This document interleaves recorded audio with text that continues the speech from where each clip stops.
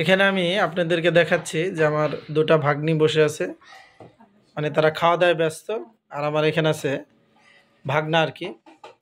এদের বার্ষিক পরীক্ষার ফলাফল কয়েকদিন আগেই দিল আর কি। তাদের রেজাল্ট হওয়ার সুবাদে বা ভালো, মোটামুটি ভালো করার সুবাদে তাদের একটি ছোটোখাটো ঘরোয়া পরিবেশে একটি খাবার ব্যবস্থা করা হয়েছে আর কি। তো তোমরা কি খুশি আছো নাকি?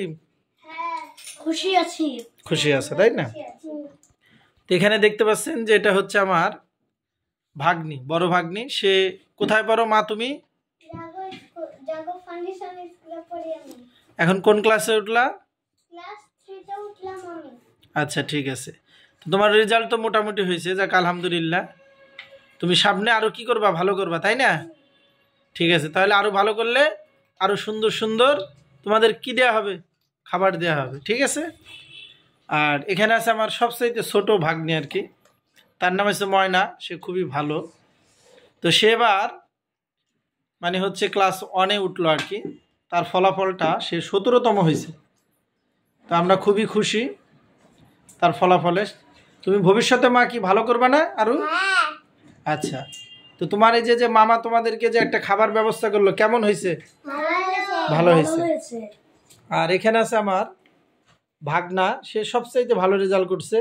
কত হয়েছে তুমি? তোমার রেজাল্ট কত, মানে রোল কত করেছো? মানে সে ফার্স্ট হয়েছে আর কি।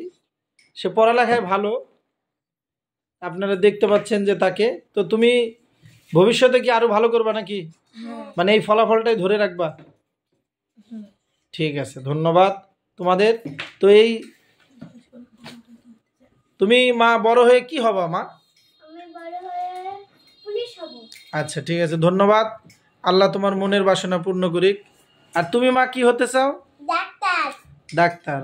বাবা তুমি? ইঞ্জিনিয়ার। ইঞ্জিনিয়ার। ধন্যবাদ, আল্লাহ যেন কবুল করে। আপনারা সবাই দোয়া করবেন আর কি। আর তোমরা ভবিষ্যতে আরো ভালো ফলাফল করবা এই আশাই করি নাকি? তো তোমরা সবাই ভালো থাকো।